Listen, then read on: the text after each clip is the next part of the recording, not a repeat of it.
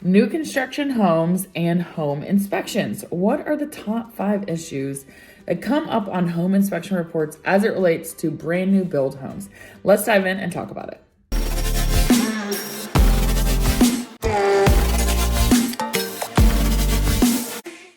Hey, what's up? It's me, Haley Jones, your local Knoxville and East Tennessee real estate agent. I help clients buy and sell homes and property in the Knoxville and East Tennessee area. And that, of course, includes new construction. If you're like, hold on, new construction, I can have an agent for that? Yes. This video is not about this, but I just want to make the plug to say that most builders like for you to work with an agent. They will pay for your buyer's agent. And it is good to have a buyer's agent because that buyer's agent works directly for you, whereas the agents for the builder work for the builder. Now, I'm not saying they're shisty people. I'm just saying that they work for the builder. They don't work for you. And then also, especially, we've been around the block or two when it comes to buyer's agents working with new construction, different builders, what the process is like, things to expect, what's alarming, what's not alarming, all the things. So anyways, just want to let you know that most builders are paying for your buyer's agent, and also you do not get, not that I know of, don't know of it yet, you don't get an incentive for not having an agent. I actually have a friend who thought that like the builder would give an incentive, and they're like, no, you don't get an incentive. Like, we budget for you to have an agent, but you don't get those dollars for not having an agent. So anyways, that's that. Now, in this video, we are talking about new construction homes and home inspections. Now, I have done a series of videos on home inspections. There's a lot of them. Electrical issues, structural issues, exterior findings, radon, plumbing, HVAC, all the things, okay? So those are most common issues across 150 inspection reports for my own clients. We took a sample of 150 inspection reports, analyzed them, and created the top 5 most common in each of those areas. Now, in this video, what we did is take 13 new construction home inspection reports. So I just want to say the sample size is small. And these were all from the same home inspection company. So there's a little bit of standardization there. These are not from the same builder. These are different types to traditional ranch homes. But they're all new builds. I think everyone is actually on a slab. So there is that kind of commonality too.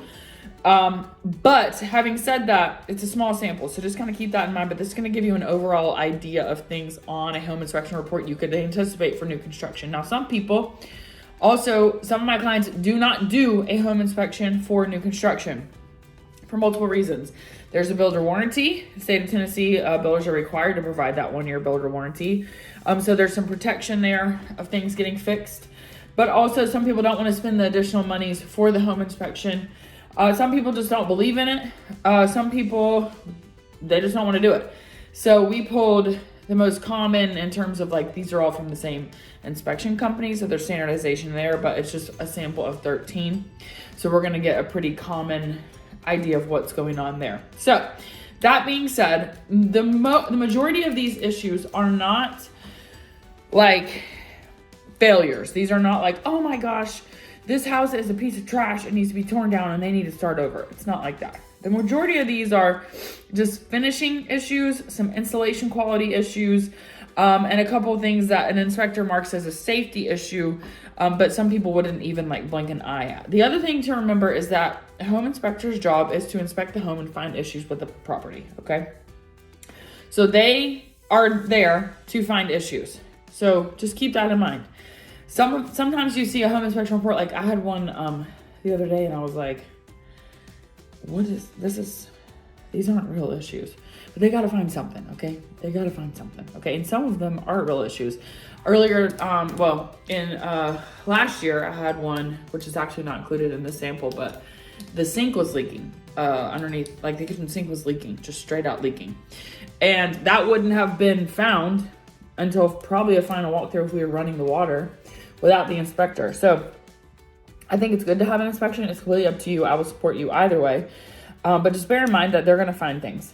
So, and then also bear in mind when it comes to builders, it's not the same negotiation process. So in a typical when you're buying a home, typically you've negotiated that you can ask for repairs or money's off for repairs, or that you can negotiate some sort of action about a repair.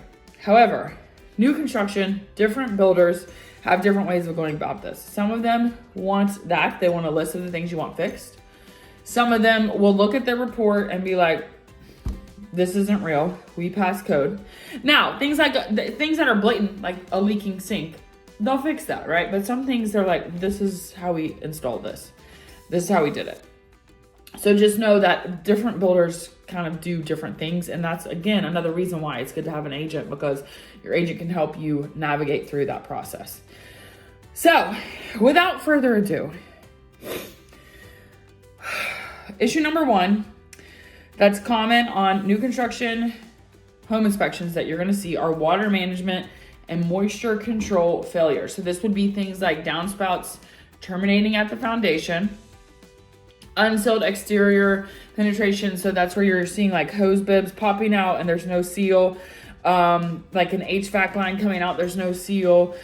You'll see sometimes like electrical coming out of the side of the house and there's just an open gap.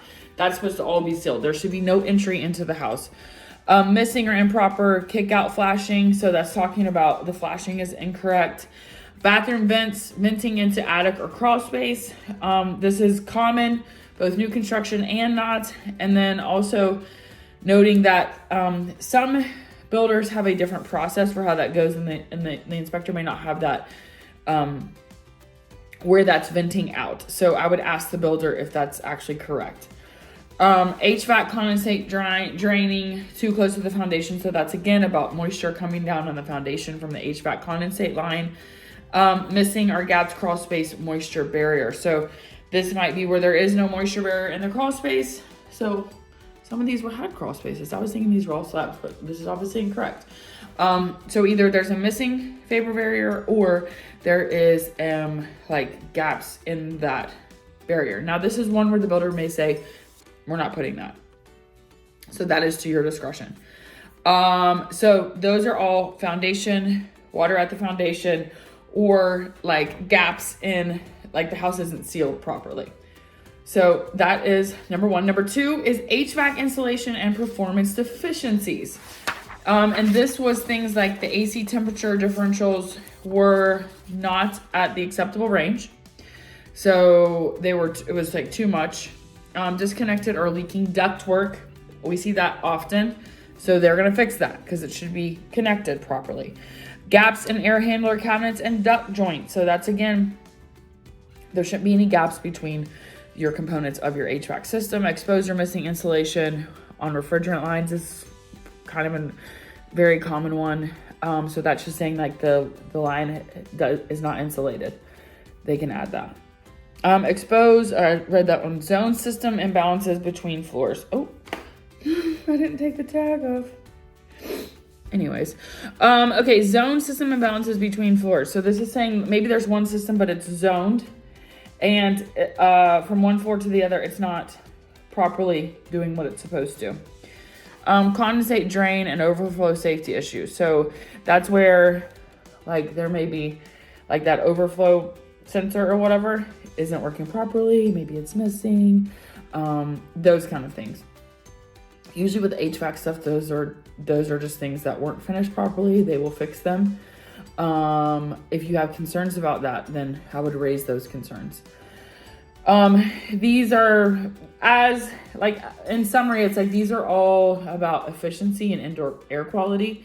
But you want your system not to be working harder than it needs to. So that is the other point of this. So some of this, like the gaping or the disconnect of ducts, like that's going to cause your system to work harder than it needs to. And like the builders understand that. They will fix that. Okay, issue number 3 is related to electrical safety and protection errors. This one, oh my gosh, this constant loose outlets, especially in kitchens. So that's like if you try to plug something in and it's loose, jiggly, shouldn't be loose. Missing or non-functional GFCI or AFCI protection. This happens a lot, especially in your water. So that's one to make note of, to ask about why is it like that. Neutral wires improperly used as hot conductors. So that's one. Some of them will fix, some of them will not. Trip breakers and unlabeled panels. This is constant. The trip breaker situation, it's my finding that is more common with, how can I say this?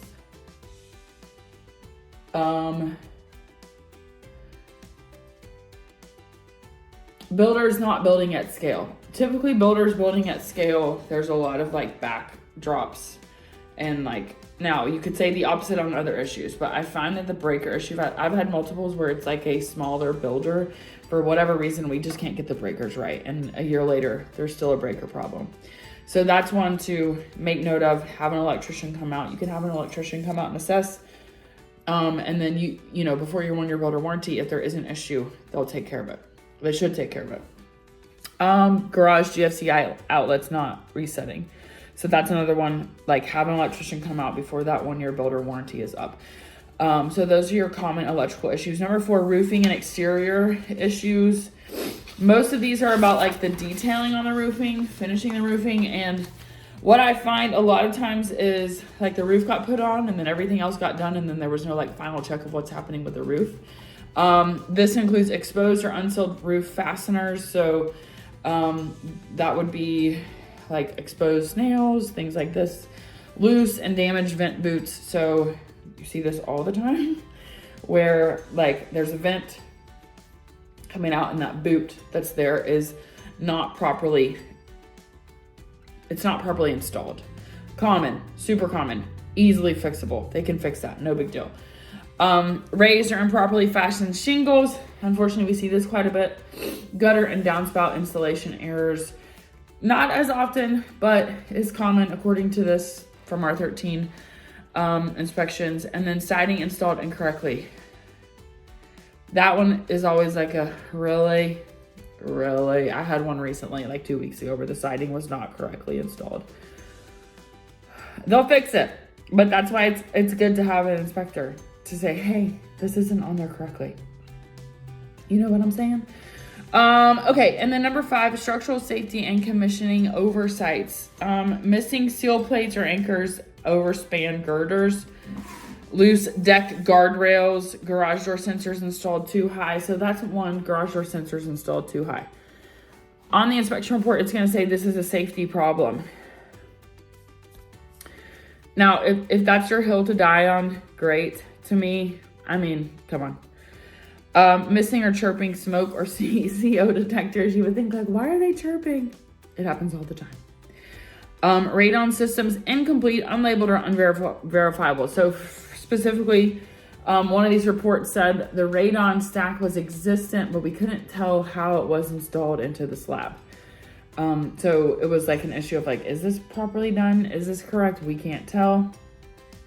And in that case, you could ask the builder for like the verification of it's correctly installed. Like what's the paperwork if you're concerned about that. Another one that you're gonna see often is it'll say like utilities not installed. This is most often related to a gas line not being there. Why? Well, because the builder has to have the county does that. The gas company installs that gas line. So they're kind of at the mercy of that company. So just kind of keep that in mind. I had one last week where we had to reschedule the home inspection part of the home inspection because the gas line wasn't installed. So therefore the HVAC system couldn't be tested. The water heater was on gas, so you can't test the water heat. You can't, like, none of that.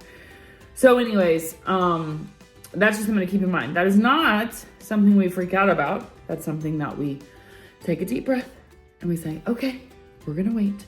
We are good. This is overcomable. This is a common problem. It's not the builder's fault. It's typically the utility company's problem. You know what I'm saying?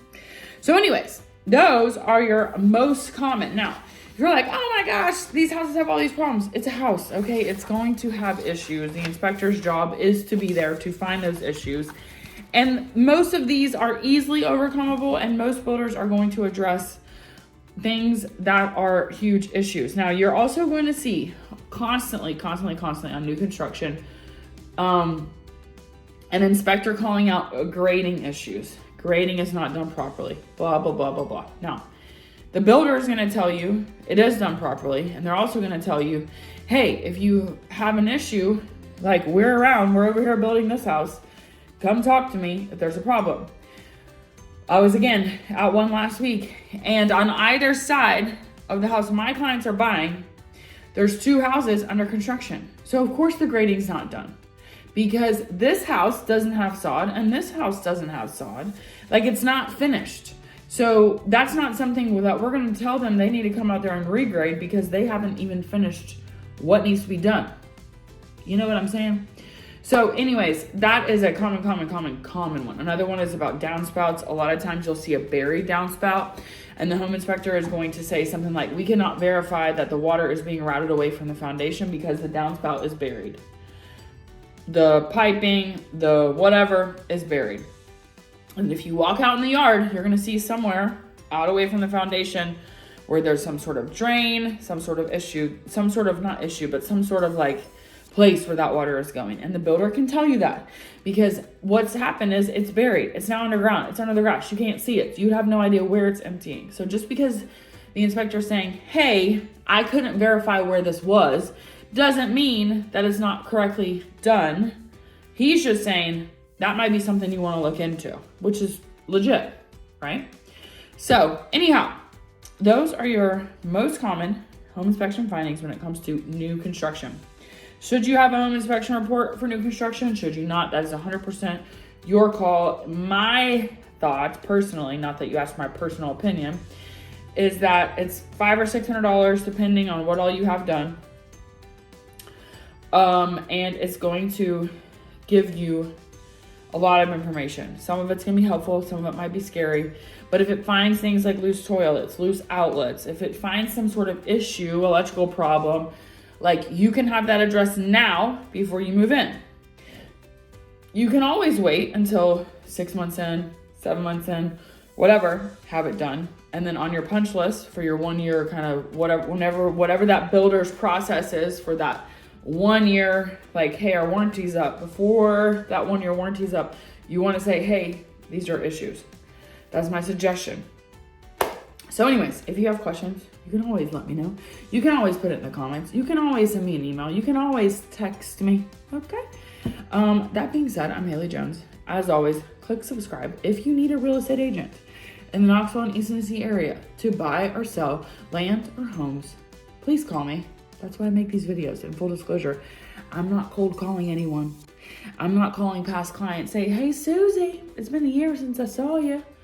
Who do you know trying to buy? I'm not doing that. Okay, that's annoying. You know what I'm saying? Well, it's just not my vibe, okay? Some people, it works for them. That's not my vibe. My vibe is, hey, call me. Let's do it. That being said, click subscribe, and I will see you on the next video.